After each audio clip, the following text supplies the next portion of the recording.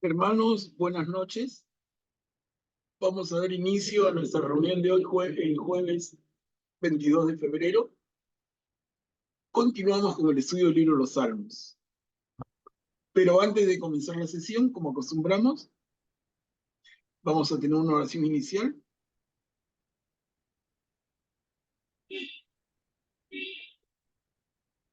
En el nombre del Padre, del Hijo y del Espíritu Santo. Amén.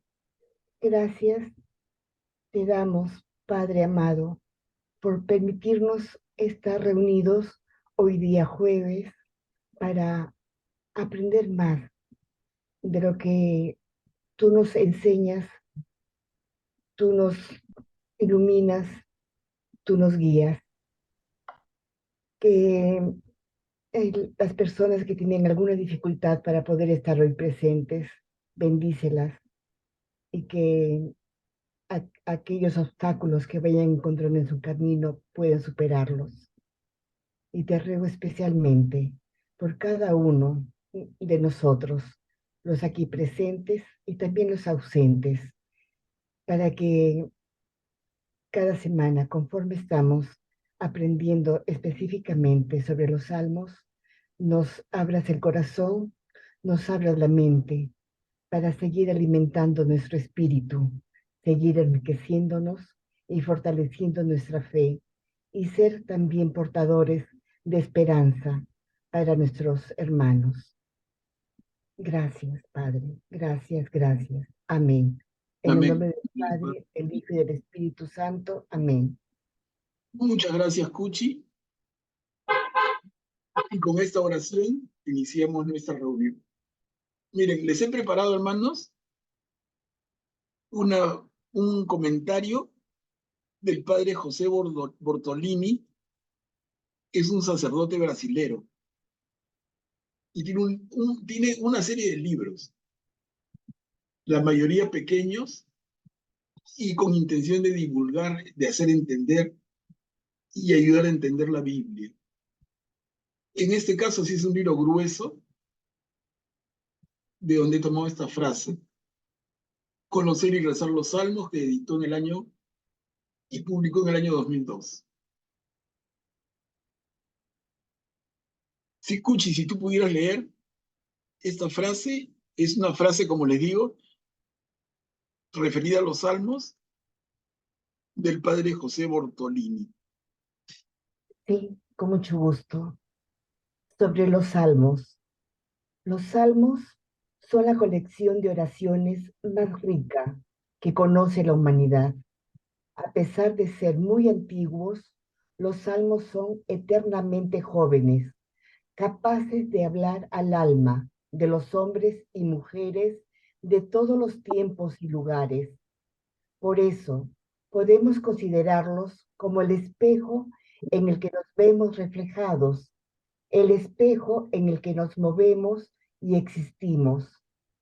Hablan de manera tan extraordinaria de nuestra vida, de nuestras alegrías y esperanzas, de nuestros dolores y conflictos, que parecen escritos en nuestros días y para nuestro presente caminar.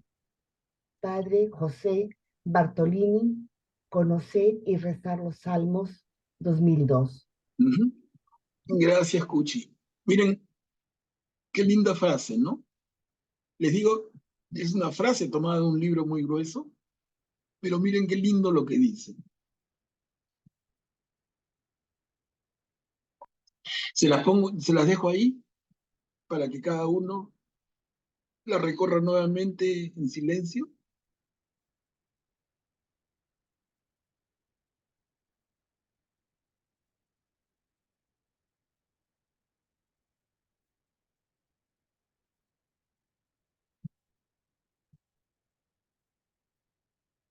Miren cómo dice en la segunda línea: a pesar de ser muy antiguos, los salmos son eternamente jóvenes, capaces de hablar al alma de los hombres y mujeres de todos los tiempos y lugares.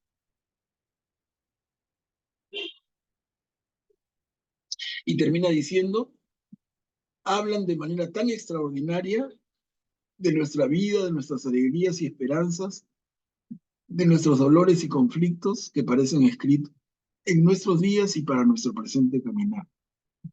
Qué lindo, ¿no? No sé qué quisieran comentar algo. ¿Ven en esta frase a los salmos como los estamos comprendiendo?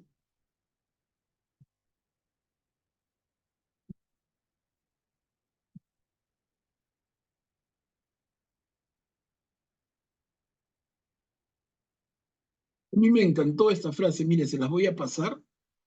Cuando terminemos la reunión, se las paso por el WhatsApp para que las tengan escritas, ¿no? Porque no la vamos a estar repitiendo cada semana, pero se las paso. Me parece linda como reflexión, como síntesis. Cada cosa que dice creo que nos hace identificarnos a todos. Sobre todo cuando estudiamos los salmos, uno por uno como lo estamos haciendo. Porque si no son palabras, el que mira los salmos de lejos, el que no los recorre y no los disfruta, habla por hablar, ¿no? Pero realmente nosotros que estamos ya, empezamos la segunda mitad del libro de los salmos, estamos en el Salmo 78 de 150. Entonces ya podemos tener una opinión propia como que va en esta línea. Salmos antiguos pero jóvenes, espejo de nosotros y nuestros movimientos, que hablan de nuestra vida, de nuestras alegrías y esperanzas, pero también de nuestros dolores y conflictos. Y creo que lo vemos cada jueves, ¿no? A ver, entonces, vayamos al Salmo 78, que es donde nos quedamos. Aquí miren el hermano, la hermana que se ofrezca a leerlo. Ten en cuenta, son 5 diapositivas. Es un salmo largo, pero vamos a leerlo con calma y luego lo comentamos. ¿Quién se ofrece? Yo lo leo, Manuel. Gracias, Guillermo. Adelante. Escucha, pueblo mío, mi instrucción. Presta oído a las palabras de mi boca. Abriré mi boca a las parábolas para evocar los misterios del pasado. Lo que oímos y aprendimos, lo que nos contaron nuestros padres, no lo ocultaremos a nuestros hijos. Lo contaremos a la siguiente generación. Las glorias del Señor y su poder y las maravillas que realizó. Pues él hizo un pacto con Jacob y dio una instrucción a Israel. Él mandó a nuestros padres que se lo comunicaran a sus hijos, para que lo supiera la generación venidera, los hijos que habían de nacer, y se lo contaran a sus hijos para que pusieran en Dios su esperanza, no olvidaran las hazañas de Dios y cumplieran sus mandamientos, para que no imitaran a sus antepasados, generación rebelde y obstinada, generación de corazón inconstante, de espíritu desleal a Dios. Los hijos de Efraín, diestros arqueros, retrocedieron el día del combate, no guardaron la alianza de Dios y rehusaron seguir sus instrucciones. Se olvidaron de todas sus hazañas y las maravillas que les mostrara, los portentos que hizo con sus padres en territorio egipcio, en la campiña de Zoán. Miren, vamos a continuar, pero solamente mencionar cómo hay todo un trasfondo histórico acá, ¿no? Muy rico. A ver, continuamos, por favor. Escindió el mar para abrirles paso, sujetando las aguas como un dique. Lo guiaba de día con la nube, de noche con el resplandor del fuego. Hendió la roca en el desierto, les dio a beber raudales de agua. Hizo brotar arroyos de una peña y descender aguas como ríos. Mas ellos volvieron a pecar contra él, rebelándose en el yermo contra el Altísimo. Tentaron a Dios en sus corazones exigiendo comida para su apetito. Hablaron contra Dios diciendo, ¿podrá Dios preparar una mesa en el desierto? Verdad es que golpeó la roca, fluyó el agua y se desbordaron los ríos. Pero ¿también podrá darnos pan y proporcionar carne a su pueblo? Lo oyó el Señor y se indignó. Un incendio estalló contra Jacob y su enojo ardió contra Israel, porque no fiaron de Dios ni confiaron en su auxilio. Desde arriba dio orden a las nubes y abrió las compuertas del cielo.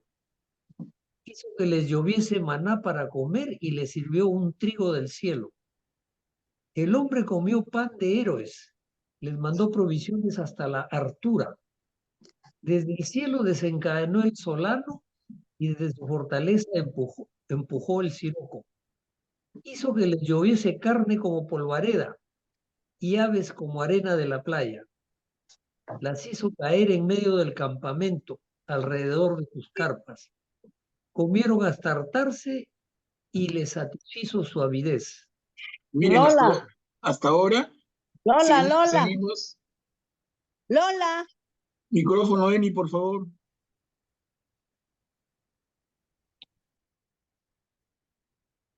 Miren, hermanos, estamos viendo todavía acá en esta segunda diapositiva del Salmo 78, el pueblo de Israel guiado por Moisés a través del desierto, ¿no? Claramente, desde el comienzo. Escindió el mar para abrirle paso, es el cruce del Mar Rojo, lo guiaba de día con la nube, de noche con el resplandor del fuego, tendió la roca en el desierto para conseguir agua. Exactamente es lo que cuenta el libro del Éxodo. Y luego el pecado, ¿no? Le piden comida, el Señor se las da, el maná.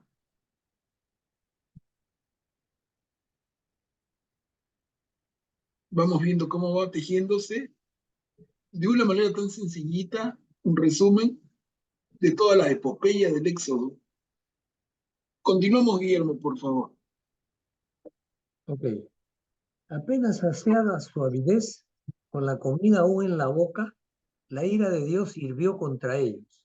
Dio muerte a los más robustos y abatió la flor de Israel. A pesar de todo, volvieron a pecar y no se fiaron de sus prodigios. Redujo sus días a un soplo y sus años a un suspiro. Mientras los mataba, lo buscaban. Se convertían y volvían a Dios. Recordaban que Dios era su roca, el Dios altísimo, su redentor. Lo adulaban con la boca, le mentían con la lengua.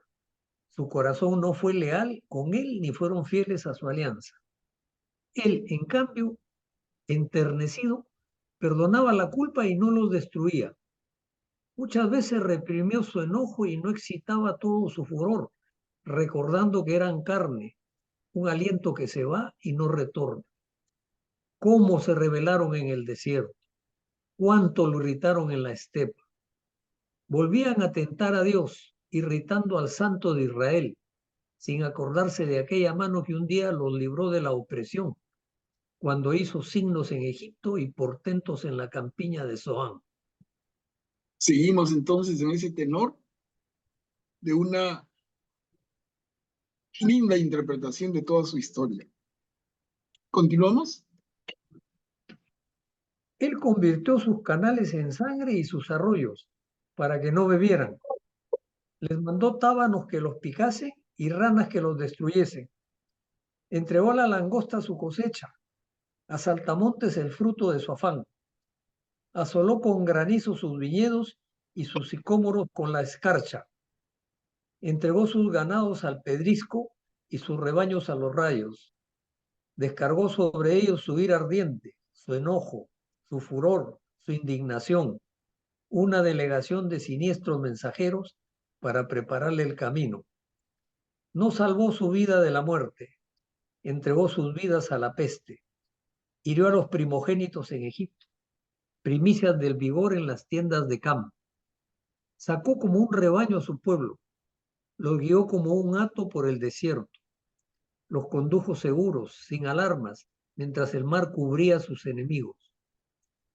Los llevó a su santa montaña, al monte que su diestra conquistó.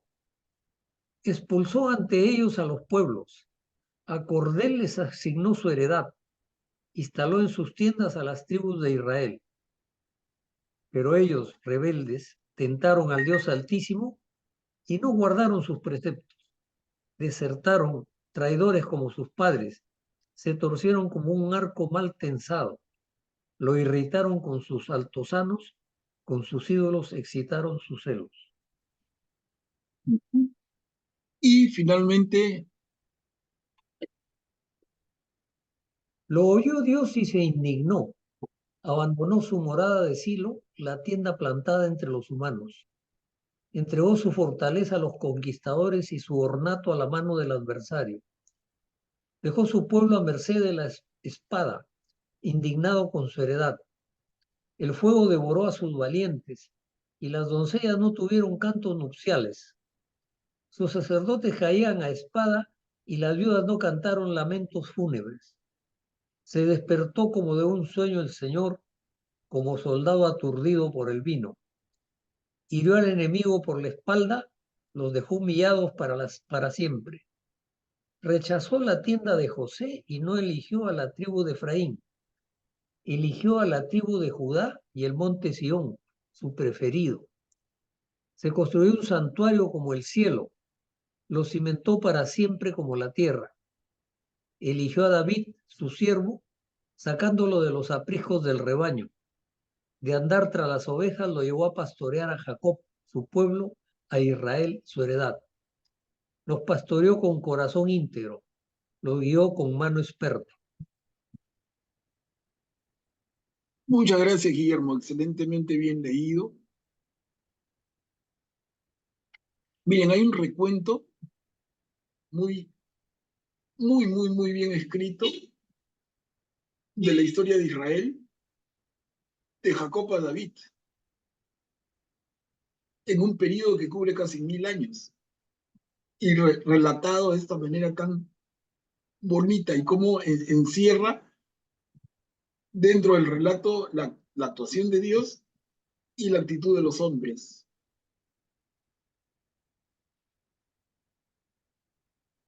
¿No? Lindo, lindo salmo. ¿Algún comentario de parte suya, hermanos?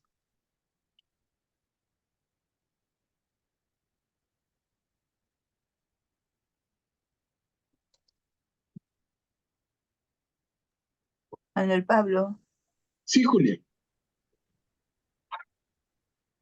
aquí en el versículo 78-60 habla acerca, dice, Dios lo oyó y se enfureció, desechó del todo a Israel, abandonó la morada de Silo, la tienda en que moraba entre los hombres. Y mi pregunta es, al abandonar Dios el santuario de Silo, esta es el arca de la alianza. Aquí será. Es la quinta diapositiva, ¿no? Es sí,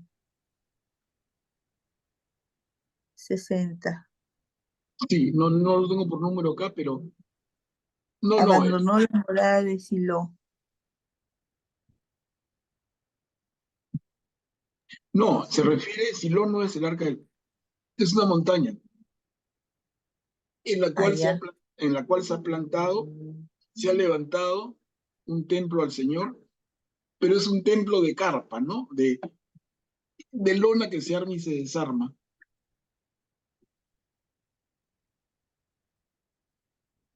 Entonces, Silo no es el arca de la alianza, es una montaña. Y es parte del camino en el desierto, es parte del camino del pueblo de Israel guiado por Moisés. Ya.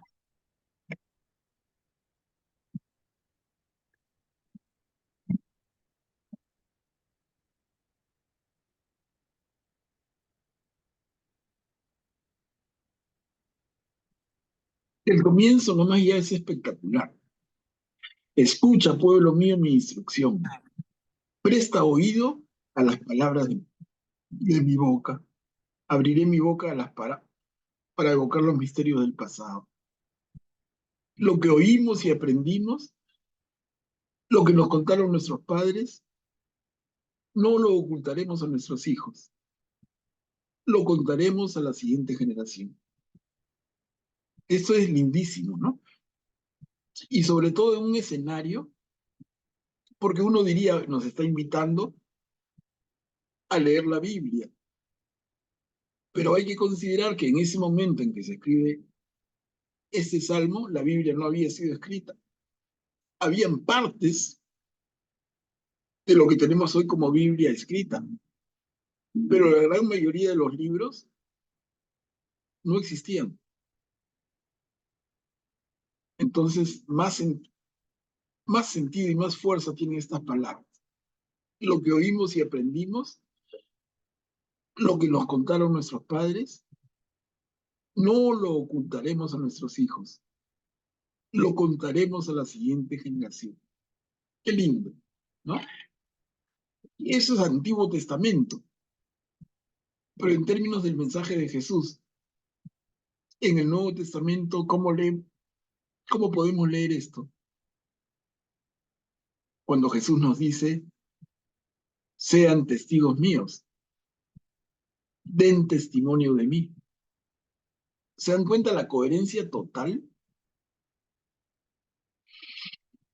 Lo que nos contaron nuestros padres, lo contaremos a la siguiente generación. Entonces el salmista se compromete a dar testimonio de eso que ha recibido de sus padres, que todavía no es Jesús, no es la enseñanza de Jesús, porque aquí estamos siglos antes. Pero miren qué fuerza de compromiso del salmista, que un poco lleva la palabra de todo el pueblo.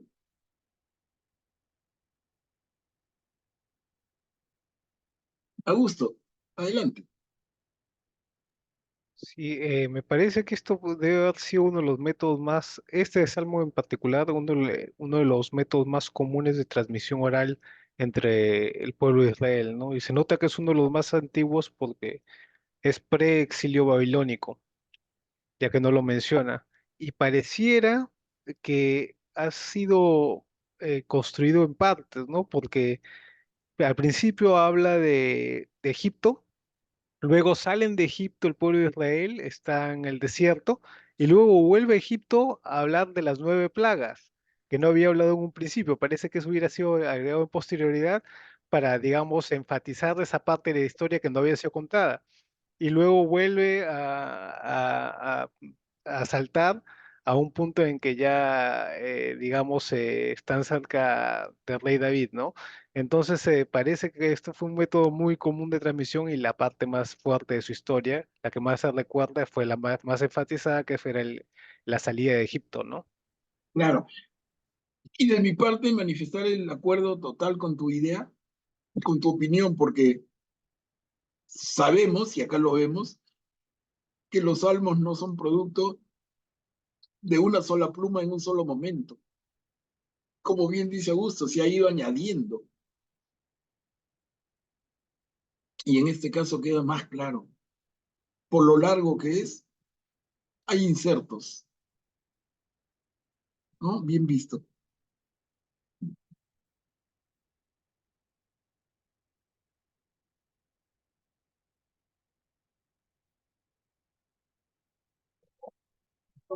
Miren cómo termina.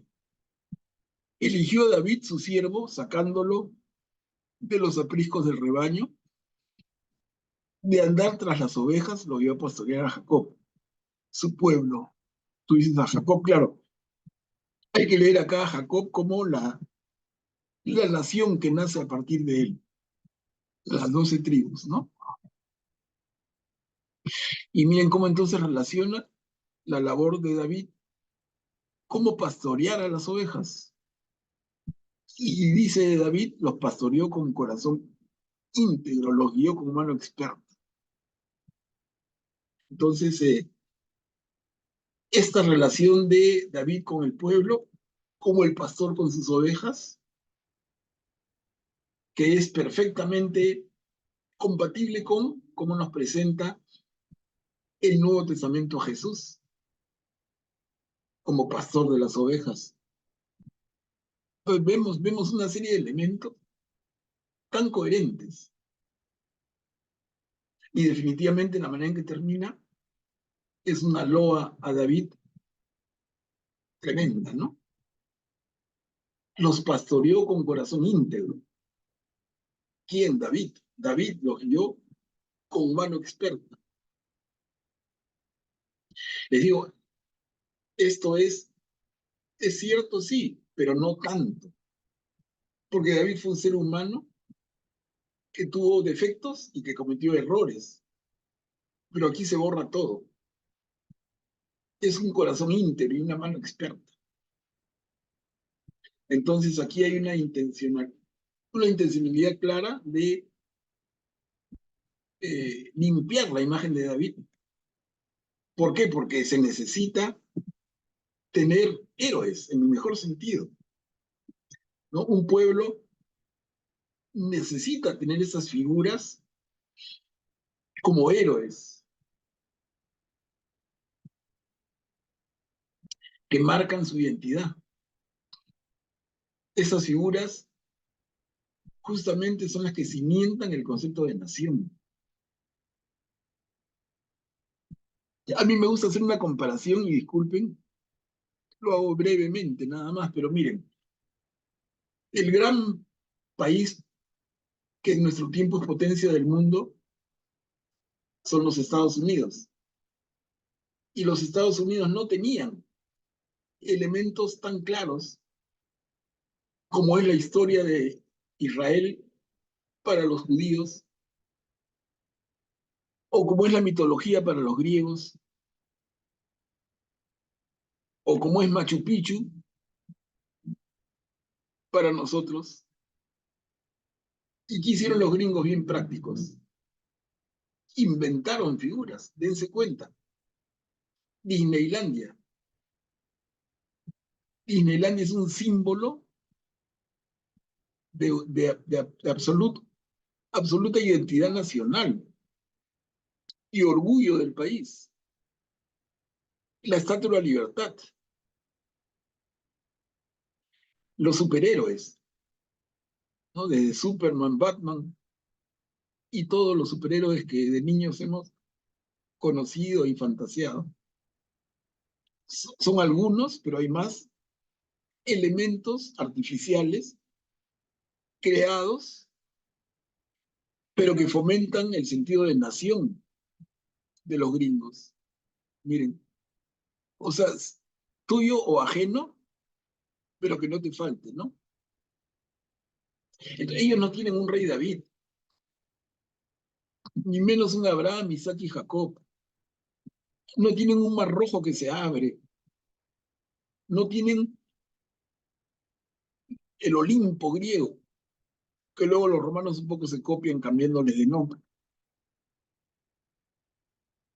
Entonces, a la falta de elementos así, inteligentísimamente, los crean. Los crean y se hacen su propia, entre comillas, su propia mitología, ¿no? Su propia simbología que finalmente le da fuerza a construir aquello que han hecho con tanta eficacia, que es la nación norteamericana. Los norteamericanos son orgullosos de su nacionalidad. Hay que verlos cómo cantan su himno y con su bandera. En el caso del Perú, por lo menos, solamente nos ponemos la bandera y cantamos el himno cuando hay un partido de fútbol de la selección, pero después nunca, ¿no? Ni en 28 de julio casi. Es que el concepto de nación acá es muy débil. Bueno, los gringos lo han hecho y lo menciono solo como reflexión para comparar, porque el pueblo judío lo hizo y lo hizo tan bien que se han podido mantener a pesar de todas las dificultades que han enfrentado, de todos los siglos que han estado sin tierra y sin patria, ¿no? Pero mantuvieron su judaísmo. Interesante es. Interesante cómo la historia y por qué contarla. La fuerza que tiene, ¿no? Mantiene su religión, sí, pero también esos elementos de unidad nacional. No hablo por otros países de nuestra América del Sur, no tendría ningún derecho a hacerlo, pero en el caso del Perú lo digo con toda seguridad, ¿no? La pregunta que se hicieron algunos de los más tromes historiadores del siglo XX en el Perú, ¿no? La pregunta era, ¿es el Perú una nación? Tremenda. Y la respuesta es no. Nos falta el sentido de unidad nacional. ¿Y cuáles son las figuras que nos unen? Bueno, ahora últimamente la comida peruana, ¿no? Los bailes, especialmente para mí la marinera, bellísimo, y algún resto como Machu Picchu, son nuestros elementos distintivos, ¿no? Perú, Machu Picchu, Perú, ceviche, Perú, marinera, ¿no? Entonces nos identifican, pero falta que nos las creamos y falta construir ese sentido de una nación. Miren, en fin, el tema da para mucho y no es nuestro interés particular. Solamente lo menciono como para reflexionar sobre este Salmo 78 y cómo recoge esta historia de una manera tan especial y termina con un David de corazón íntegro y de mano experta. Es que necesitan eso. Absolutamente lo necesitan.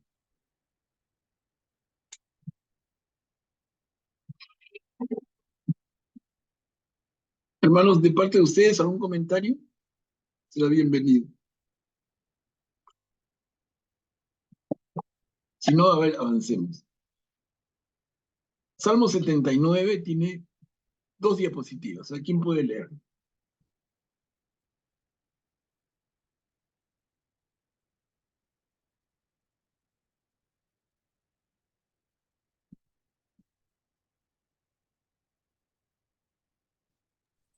Yo leo. Gracias, Julián. Oh Dios, los paganos han invadido tu heredad, han profanado tu santo templo, han reducido Jerusalén a ruinas, echaron los cadáveres de tus siervos como pasto a las aves del cielo, la carne de tus leales a las fieras de la tierra.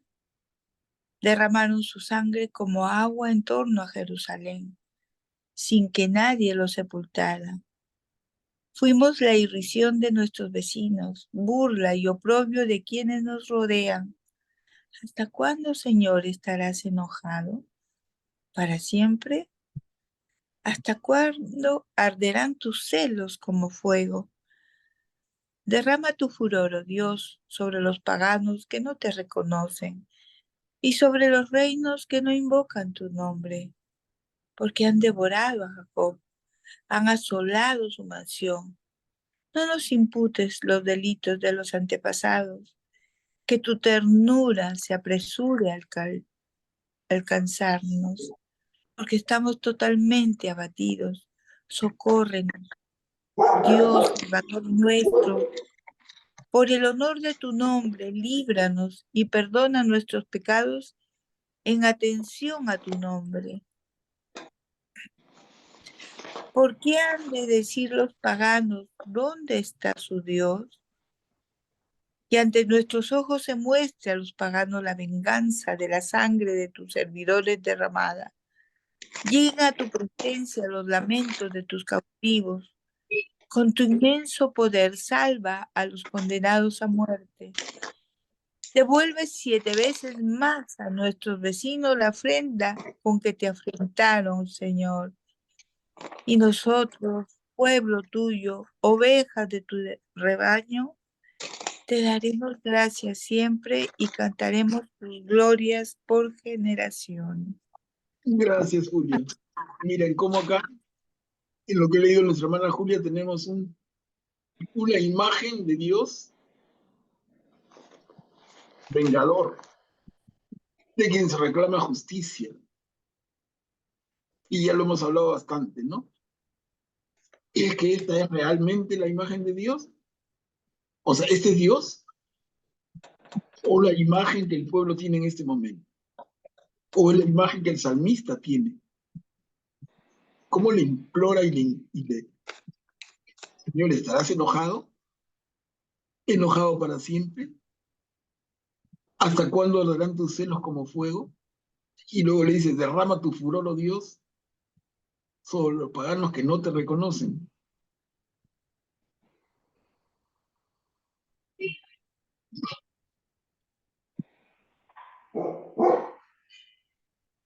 ¿No? Miren el sentido del Salmo, que a algunos hermanos los hace pensar, para mí de manera no correcta, de que el Dios del Antiguo Testamento es un Dios vengativo, es un Dios castigado. Pero no es así, ¿no? Ese Dios misericordia, ese Dios que es amor puro, ese es Dios. Pero en este caso, el salmista le pide, le implora de una manera que no es el actuar de Dios.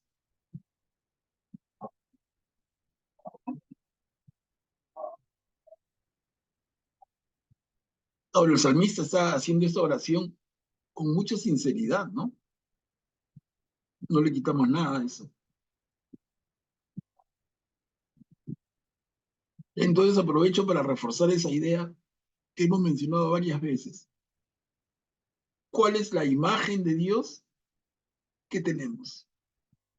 Yo estoy seguro que nosotros, mira, semana a semana nos reunimos, pero tenemos, cada uno con sus pequeñas diferencias, una propia imagen de Dios. ¿Y cómo conocer más directamente al verdadero Dios? Justamente la apuesta que hacemos y a la que nos invita nuestra iglesia es leer la Biblia. Porque leyendo la Biblia vas a conocer a Dios y leyendo los evangelios vas a conocer a Jesús. Entonces, tienes una imagen de Dios, tienes una imagen de Jesús y la pregunta es, ¿cuánto se acerca a Dios real, a Jesús real? ¿Está lejos o está cerca? Diríamos como los chicos, frío, frío, tibio, tibio, caliente, caliente. Esa imagen que tienes de Dios, ¿cuánto se asemeja a la realidad de Dios? Esa imagen que tienes de Jesús, ¿qué tan cerca está del verdadero Jesús? Y la mejor forma, repito, la mejor forma, y la iglesia nos lo enseña, es leer la Biblia con la mente abierta, con el corazón encendido, hacerlo en comunidad, ayudarnos para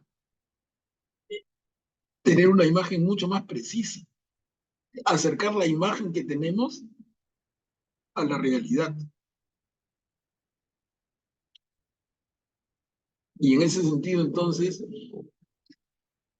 ese Salmo 79 no debería confundirnos. Simplemente entendemos a ese hermano que sufre y que pide venganza.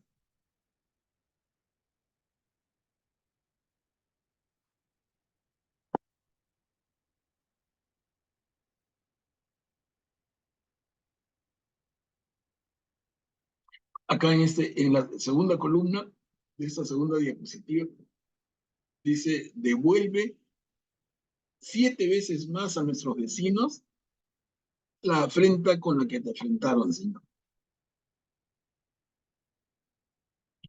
Miren, nosotros leemos en el Nuevo Testamento cuando Jesús, a la pregunta de Pedro, ¿no? Pedro le pregunta, Señor, ¿debemos perdonar 7 veces? Y Jesús le dice, no 7, 70 veces 7. Entonces, el diálogo gira en torno a 7 veces o 70 veces perdonar. Aquí el número 7 se usa en el sentido contrario. Devuelve 7 veces las ofensas. Y devolver las ofensas es véngate. Dios es vengativo. Y entonces, ¿cómo entra la misericordia? Dios es vengativo, entonces, ¿cómo entra el perdonar siempre? Se dan cuenta que no es Dios, sino la imagen de Dios que tiene ese salmista. Hermanos, comentarios de ustedes.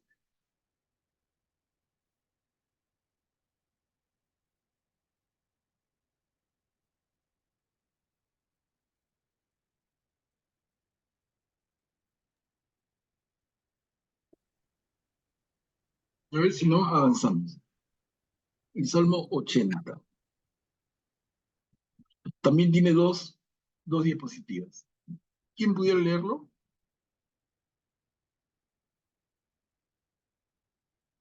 Yo puedo leerlo. Yo podría leerlo, por Gracias, favor. Elsa. Salmo 80. Al director de coro según los lirios, salmos de Asaf. Pastor de Israel, escuchad tú que guías a José como a un rebaño, entronizado sobre querubines, resplandece ante Efraín, Benjamín y Manases. Despierta tu poder y ven en nuestro auxilio. Oh Dios, vuélvete a nosotros, ilumina tu rostro y nos salvaremos. Y nos salvaremos, Señor Dios Todopoderoso. ¿Hasta cuándo te envolverás en humo, pese a las oraciones de tu pueblo?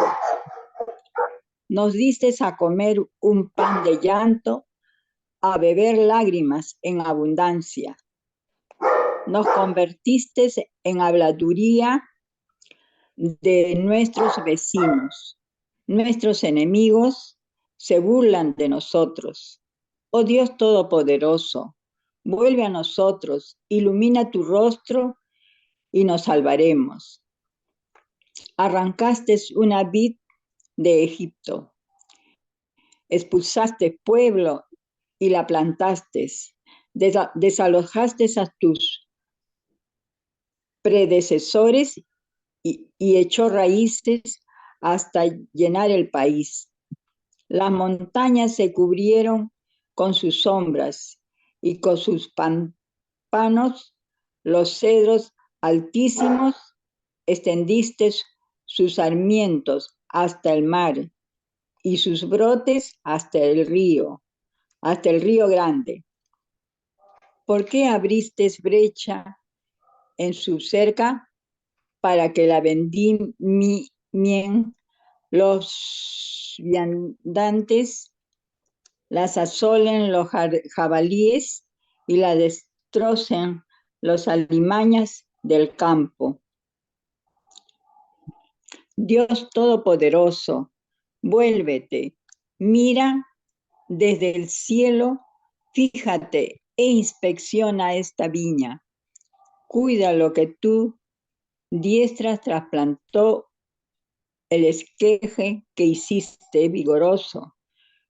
Como a la maleza las prendieron fuego, perezcan con un bramido tuyo. Que tu mano proteja a tu elegido, El hombre, ay Dios mío, se pasó. Discúlpeme, se desapareció la letra. Ay, acá otra vez. Ay, ya está. Tu elegido, ay, disculpe. Tu mano proteja a tu elegido, al hombre que hiciste vigoroso, y nunca nos alejemos de ti.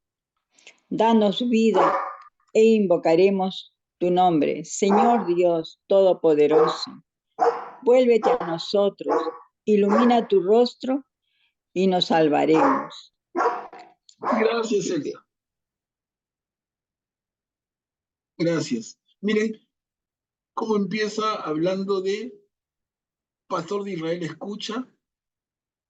Tú que guías a José como a un rebaño, resplandece ante Efraín, Benjamín y Manasés. Esos nombres, no sé si nos resultan familiares, pero son José, Efraín, Benjamín, Manasés, son 4 de los 12 hijos de Jacob. Por ende, son 4 de las tribus de Israel, de las 12 tribus. ¿Ok? Entonces, por ahí, para no perdernos. Oh Dios, vuélvete a nosotros, ilumina tu rostro y nos salvaremos. Entonces, hay una súplica cargada de esperanza. Pero luego, ¿cómo le dice? Mira,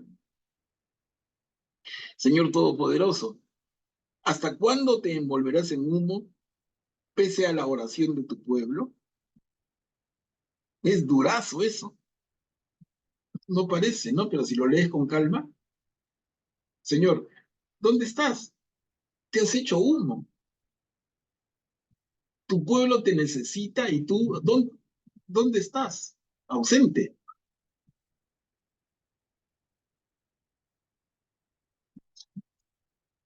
Y en el segundo párrafo, donde estoy poniendo la flechita, oh Dios Todopoderoso, vuélvete a nosotros, ilumina tu rostro y nos salvaremos. O sea, vuélvete, porque estás de espaldas, ¿no? Ellos están sufriendo y sienten como que Dios está de espaldas. Vuélvete, le dicen, vuélvete a nosotros, ilumina tu rostro y nos salvaremos. O sea, hay confianza, pero es como diciéndole, Señor, si tú quieres, nos vas a ayudar, pero parece que no quisieras. Si tú estuvieras presente, vamos a estar bien, pero no estás. Entonces el Salmo 80 que estamos leyendo tiene como un trasfondo de llamado a Dios. Señor, ven. Súplica. Claro, Señor, ven porque no estás. Al final de esta columna, ¿por qué abriste brecha en su cerca? Miren, Dios Todopoderoso, vuélvete otra vez. Voltea, o sea, deja de darnos la espalda y míranos desde el cielo. Y luego le pide, perezcan como un bramido tuyo. O sea, que tu mano proteja a tu elegido, pero a los demás, bórralo, ¿no?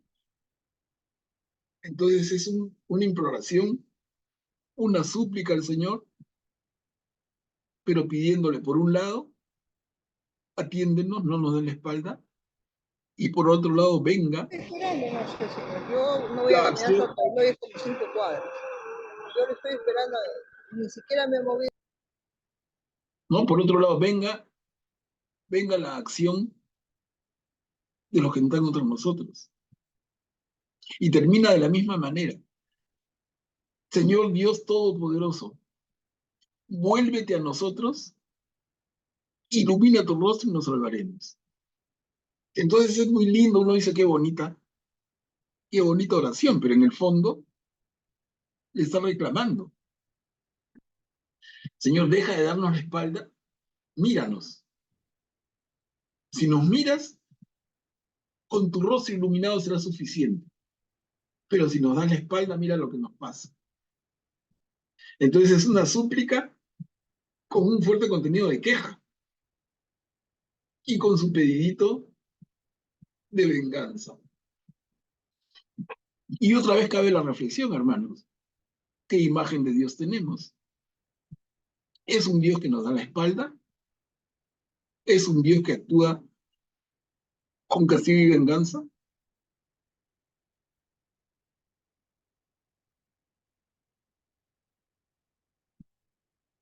Es bien interesante leerlo lentamente y notar las cositas, ¿no? Que no deja de ser lindo, pero ¿es nuestra imagen de Dios?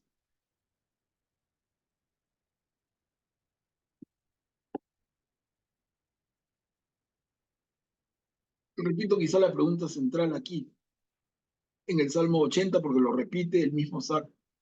Señor, vuélvete, Señor, voltea.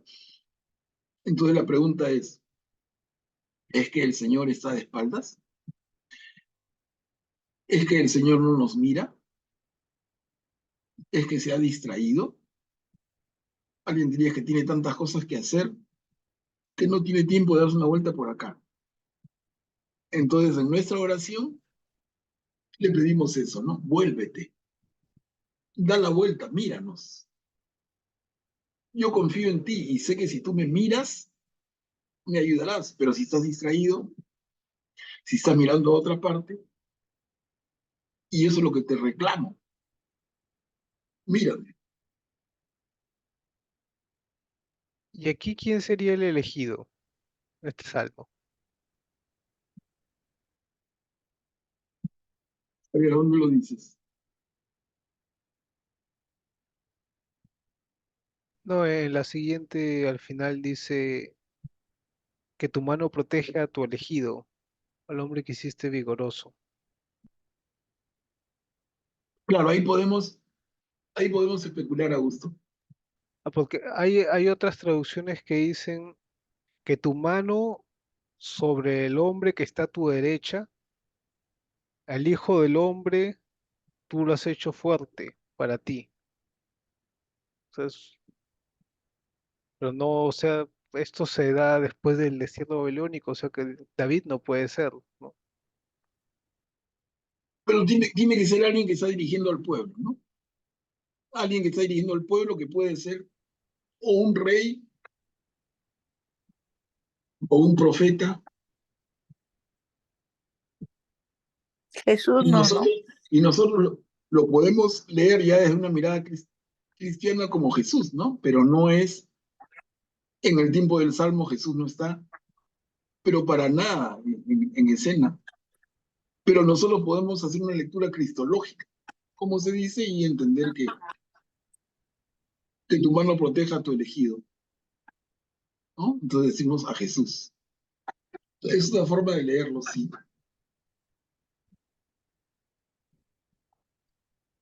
Que tu mano defienda a tu elegido, al hombre que para ti fortaleciste, dice la Biblia de Jerusalén. Claro, lo mismo, ¿no? Mm. Sí, solamente son diferentes traducciones. Como les digo, yo he tomado todos los salmos que estamos leyendo de la traducción del padre Shekel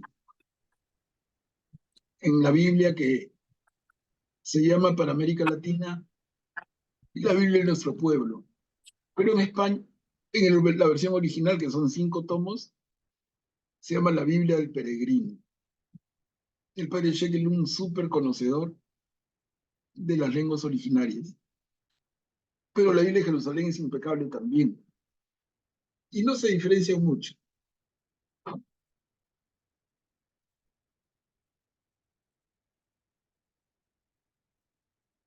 A ver, avancemos. Salmo 81. Una sola cara. ¿Quién lo puede leer? Al director de coro de Asaf.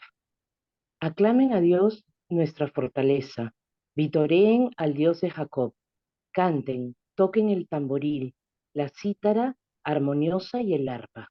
Toquen la trompeta en el novilunio, en el plenilunio, que es nuestra fiesta, porque es una ley de Israel, un precepto del Dios de Jacob, una norma que impuso a José al salir del país de Egipto.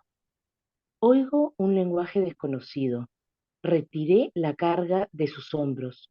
Sus manos abandonaron el canasto. Gritaste en la angustia y te libré. Te respondí desde el refugio tonante. Te probé en las aguas de Meribá. Escucha, pueblo mío, que te amonesto. Israel, ojalá me escucharas. No tendrás un Dios extraño, ni adorarás un Dios extranjero. Yo soy el Señor, tu Dios, que te saqué de Egipto. Abre la boca, que te la llene. Pero mi pueblo no me escuchó. Israel no me obedeció. Los entregué a su corazón obstinado. Caminaron según sus antojos. Ojalá me escuchase mi pueblo y anduviera Israel por mis caminos. En un instante humillaría a sus enemigos y volvería mi mano contra sus adversarios. Los que aborrecen al Señor lo adularían y su suerte quedaría fijada para siempre. Lo alimentaría con el mejor trigo, lo saciaría de miel silvestre. Gracias, Mari Carmen. Acá pareciera que no ha terminado, pero ahí termina, ¿no? No es como terminan usualmente los salmos. Pero miren en ese salmo que vemos.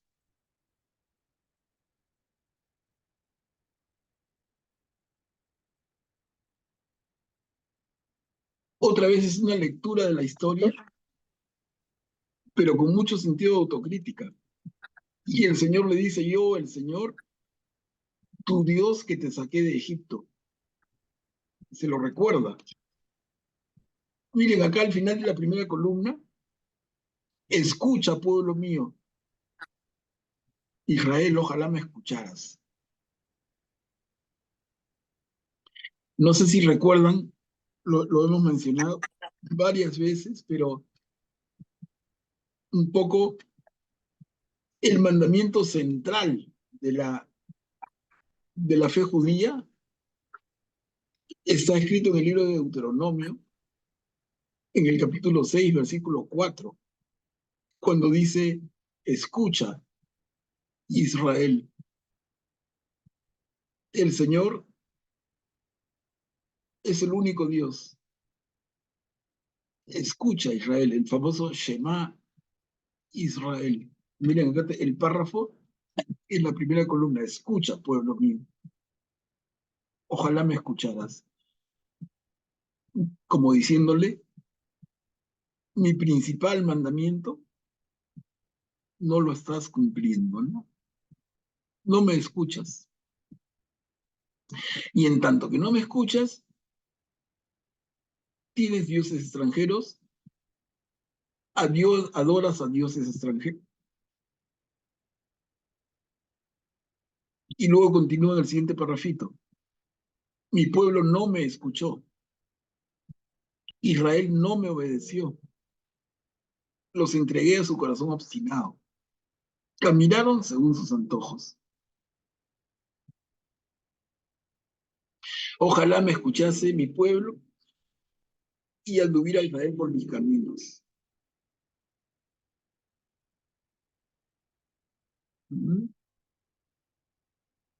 Es un reclamo fuerte que vale para la época, que tiene que ver absolutamente con lo que hablan los propios profetas, como hemos visto en nuestro curso anterior de los profetas de Israel. Y como sucede luego con Jesús, y como que sucede hasta nuestros días, ¿no? Ese reclamo que Dios hizo, que el salmista pone de esta manera, mi pueblo no me escuchó, Israel no me obedeció. Lo dijo entonces y perfectamente lo puede decir ahora. Estamos.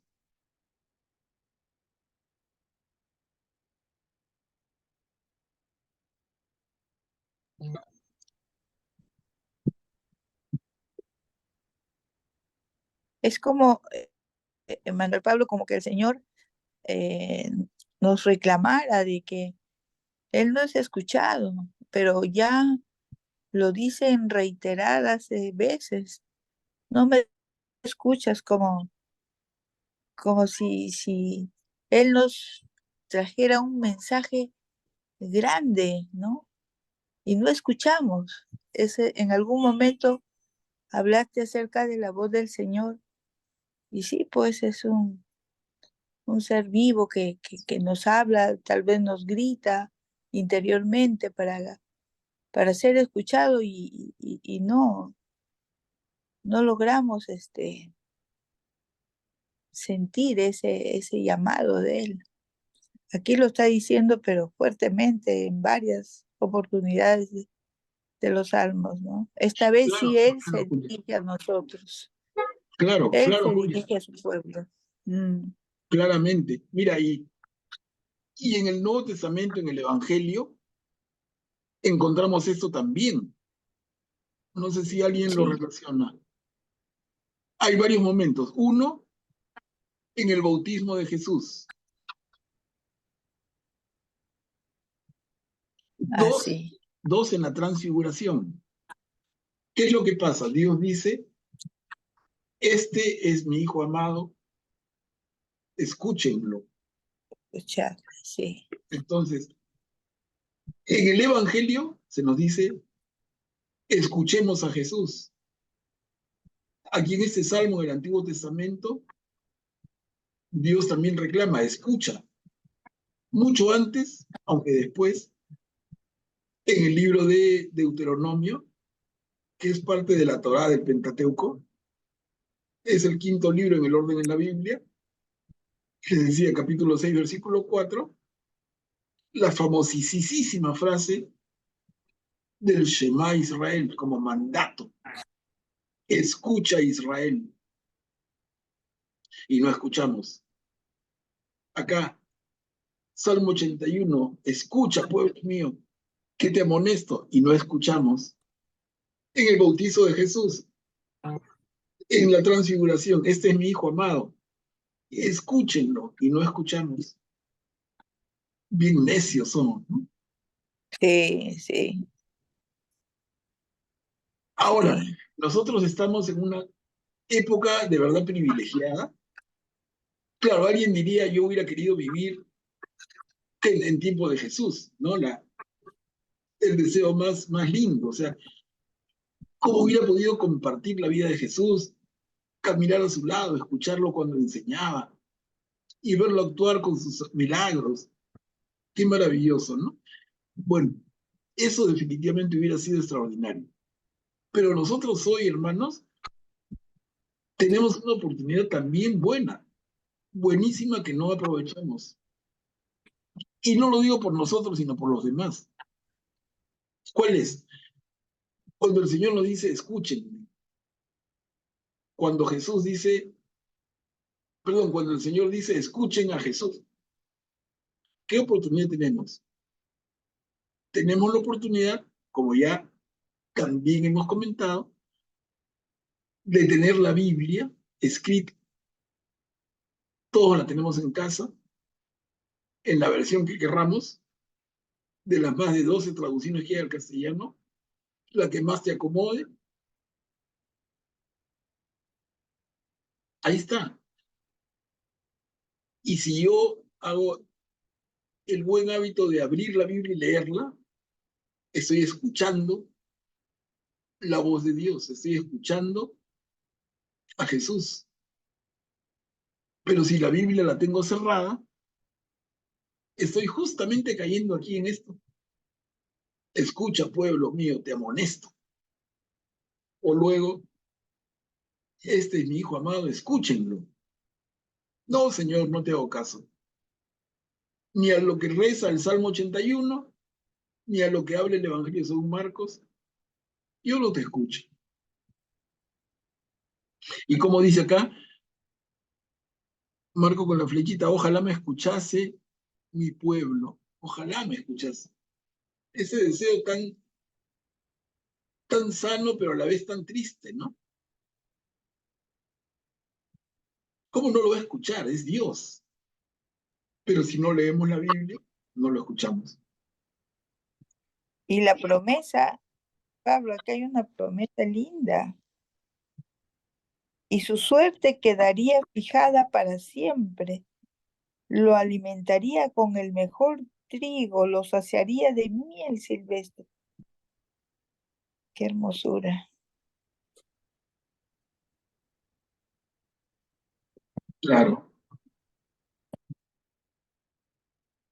Estamos, ¿no? Entonces, miren, es inevitable cuando leemos con calma y comentamos, es inevitable empezar a relacionar una parte de la Biblia con otra.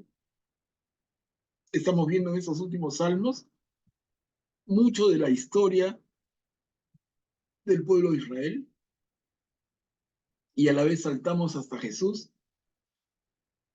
y el Evangelio, ¿no? Entonces todo lo mezclamos, no para confundir a nadie, sino más bien para relacionar las cosas que tienen tanta relación. ¿Por qué? Porque finalmente la Biblia no son mensajes sueltos, es una gran verdad que se nos transmite. A ver, leemos otro poquito. Salmo 82, ¿quién podría leerlo? Es más cortito. Es.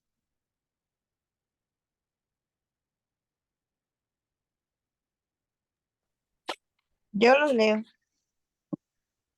Gracias, Julio. Salmo de Asaf. Dios se levanta en la asamblea divina. Rodeado de dioses juzga. ¿Hasta cuándo darán sentencias injustas poniéndose de parte del culpable? Defiendan al débil y al huérfano, hagan justicia al humilde y al necesitado. Salven al débil y al mendigo, librándolos del poder de los malvados. No saben, no entienden, caminan a oscuras, tiemblan hasta los cimientos de la tierra. Yo declaro, aunque sean dioses y todos sean hijos del Altísimo, morirán como cualquier hombre, caerán como un príncipe cualquiera. Levántate, oh Dios, y juzga la tierra, porque tú eres el dueño de todos los pueblos. Gracias, Julio.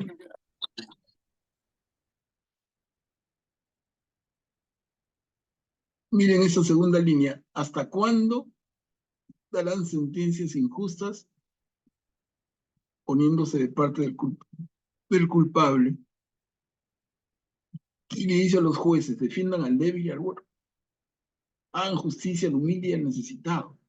Salven al débil y al mendigo.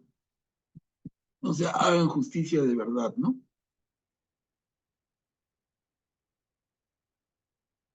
Y al final termina otra vez con un sentido de súplica que suena a reclamo. Levántate, oh Dios. Otra vez detrás de eso yo leo con calma y digo, levántate. ¿Por qué? Porque está recostado. Despiértate porque está dormido. Otra vez como vuélvete porque está de espaldas. Otra vez, hermanos, una reflexión sobre la imagen de qué imagen tenemos, ¿no? Y qué imagen identificamos en este salmista. La justicia la hacen hombres que defienden al débil, no. Que defienden al huérfano, no. Que hacen justicia al humilde, al necesitado, no. Y a ese Dios le pide, trae justicia, levántate. Entonces uno lo lee como salmo de súplica, pero realmente no deja de serlo, ¿no? Pero tiene un contenido en el fondo de una imagen de Dios como un Dios que por momentos está distante, ¿no? Como que en un momento nos da la espalda, como que nos olvida. Para usar la palabra que estamos usando más últimamente, un Dios que se distrae. Otras cosas lo distraen, otras cosas lo ocupan. Pero es así.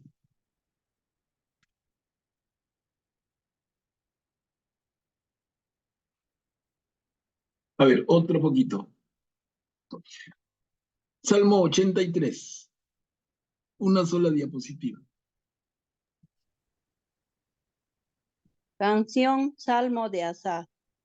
Señor, no te estés callado, no estés mudo e inactivo.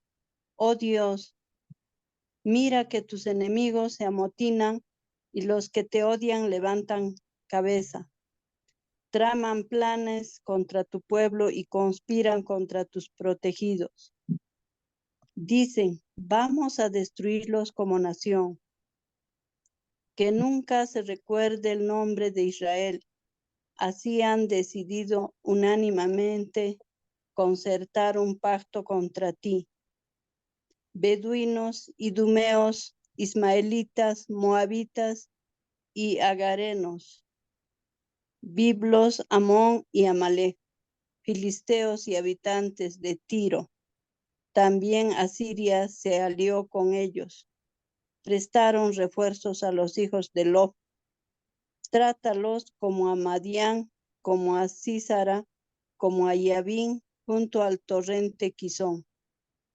Cuando fueron aniquilados en Endor y sirvieron de estiércol para el campo, trata a sus príncipes como a Ored y Sef, a sus capitanes como a Seba y Salmaná, que arengaban, conquistemos estas fértiles praderas, Dios mío, hazlos como hojas en remolino, como paja a merced del viento, como fuego que quema el bosque, como llama que abraza los montes. Persíguelos así con tu tormenta, atérralos con tu huracán. Cúbreles el rostro de ignominia para que busquen tu nombre, Señor. Desconcertados y confundidos para siempre, queden humillados y perezcan, y reconozcan que tu nombre es el Señor, el Altísimo sobre toda la tierra. Gracias, Eni. Miren, en este salmo, una vez más, por un lado, una referencia histórica muy clara, por otro lado, un pedido mixto, ¿no? Por un lado, Señor, tu nombre, el Altísimo sobre toda la tierra, ¿no? Pero por otro lado, un pedido de venganza. Cúbreles el rostro de ignominia,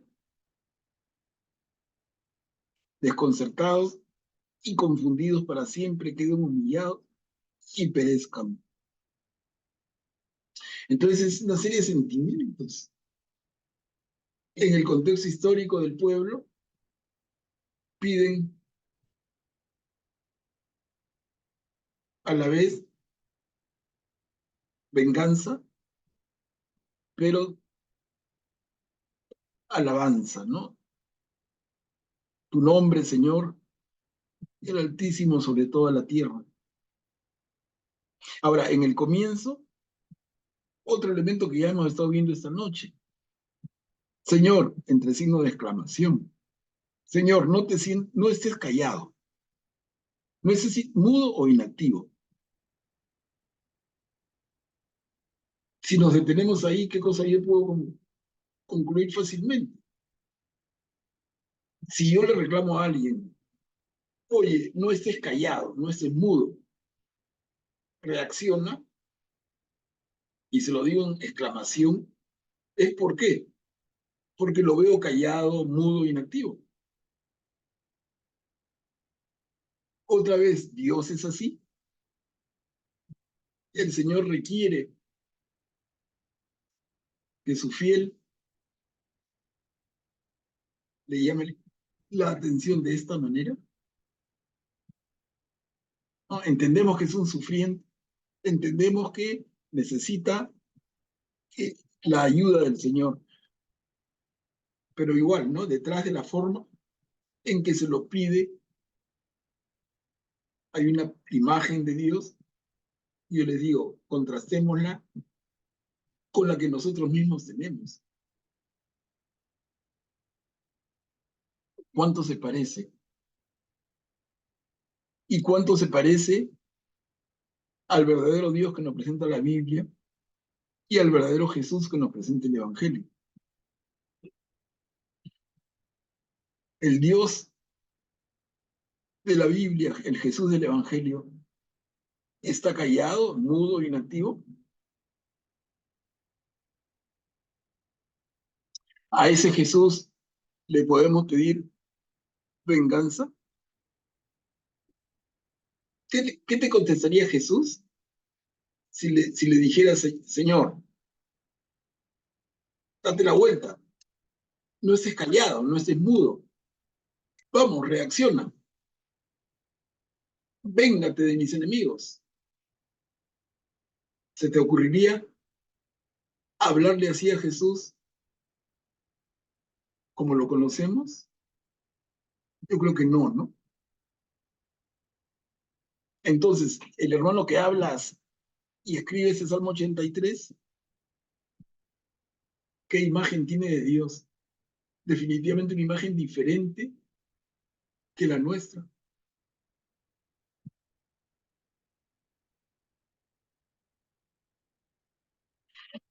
Mira aquí en la segunda columna, como fuego que quema el bosque, como llama que abraza los montes, persíguelos así con tu tormenta, atérralos con tu huracán.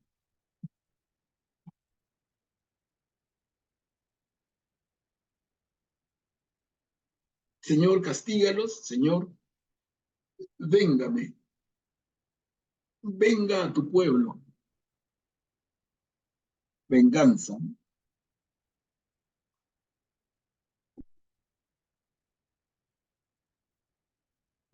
¿Un comentario, hermanos? No, Pablo. Guillermo, adelante. Yo creo que el salmista que escribió esto no había leído nada o no había escuchado nada del amor de Dios todavía, ¿no? Por las expresiones. Como tú dices, si le dijéramos eso a Cristo, ¿qué nos contestaría? Cristo viene a completar el Antiguo Testamento, a perfeccionar el mensaje de Dios a través de los profetas y de los patriarcas. Pero lo que él predica es algo muy puntual y tal vez sencillo, pero que cambia completamente al hombre. Porque le dice, si te piden tu capa, dale también tu vestimenta. Si te piden esto, no te quedes en eso, dale de más, ¿no? Perdona 70 veces 7. Si te golpean en una mejilla, pon la otra. En fin, todas las cosas que él pide son reacciones, actos de amor nada más a los demás. Y aquí en el texto del Salmo no se ve, creo que no se ve por ningún lado nada de eso.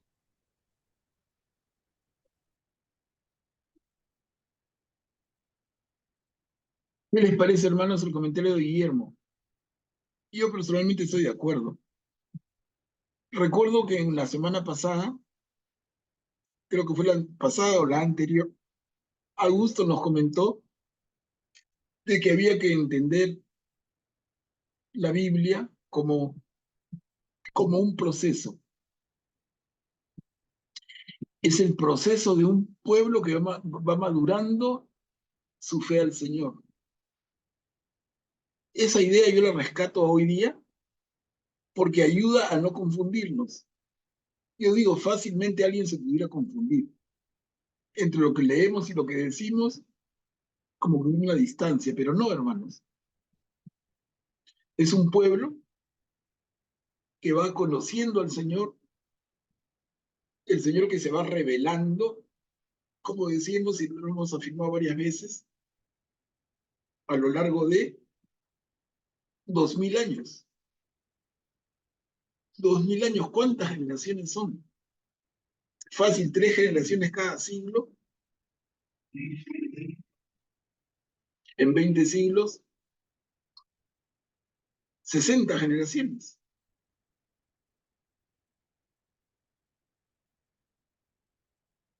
Imagínense, ¿no? Entonces, de generación en generación, el conocimiento de Dios va madurando. El mismo Señor se va revelando de a pocos. El pueblo va madurando en su imagen de Dios. Entonces, para mí es un error total tomar una foto en un momento de ese proceso y una foto en este otro momento y decir, el Dios del Antiguo Testamento es vengativo, el Dios del Nuevo Testamento es amoroso. No, el Dios es el mismo. Lo que pasa es que estás tomando la foto en un momento o en otro. Es en qué momento de este proceso de maduración de la fe del pueblo estás tomando la foto. No sé si eso lo explico, lo ayudo o complico más, pero para mí es así. Dios es el mismo. Se va revelando, se va dando a conocer. El pueblo lo está conociendo. Y en el irlo conociendo, va madurando. Y entonces, con mucha honestidad, escriben lo que hoy tenemos como libros de la Biblia.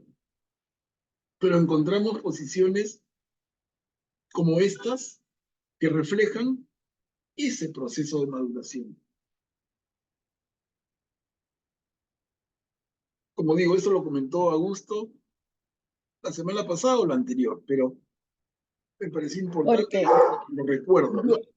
Lo recuerdo porque es bien. Dios, Sí, Elsa. sí, Dios es misericordioso, ¿sí? No es vengativo, pero como dice, de generación en generación van estudiando y van conociendo, ¿no? Entonces se van dando cuenta que verdaderamente Dios es amor, ¿no? Dios es amor y no hay venganza. Y es misericordioso y perdona todo, ¿no? Claro, claro. Claro, Elsa, bien dicho. Esa idea tenemos que tenerla clara, ¿no?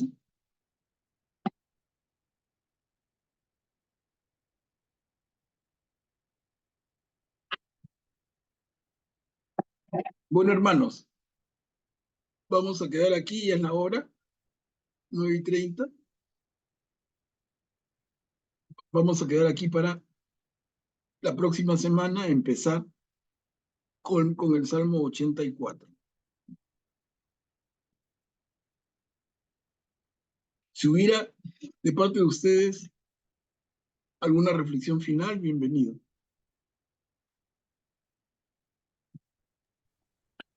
Manuel Pablo, referente al Salmo 83 que acabamos de terminar, si en este momento, trayendo al momento actual una tragedia, ataques de personas, y en ese momento le decimos, Señor, no estés silencioso, no estés mudo, sálvanos, ayúdanos. Yo digo que en ese momento es lo que ha sucedido con este salmista, ¿no? O sea, que le pide ayuda, que le pide que esté a su lado, que dice, vamos a borrar como nación, que nunca se recuerde el nombre de Israel por todo el daño que ellos están viviendo. O sea, como dices tú, es el momento, ¿no? Es el momento. Inclusive nosotros mismos pasamos por momentos difíciles y a veces hacemos interiormente tal vez comentarios que no son lo que tenemos que hacer. Entonces este salmo nos invita a, a elevar nuestra voz y nuestra alabanza y nuestra adoración, porque lo que queremos reconocer es la gloria de Dios en nosotros, ¿no? Eso es lo que pienso. Claro. Claro, cada uno en un momento de su vida puede tener determinadas palabras y expresiones. Y al final el Señor te perdona y no se molesta. No hay que tener miedo a eso. El tema es que no es Dios, somos nosotros, ¿no? O sea, hacernos una imagen de Dios por lo que dice uno u otro no es No, correcto. Y por eso lo estamos entendiendo. Bueno, hermanos, entonces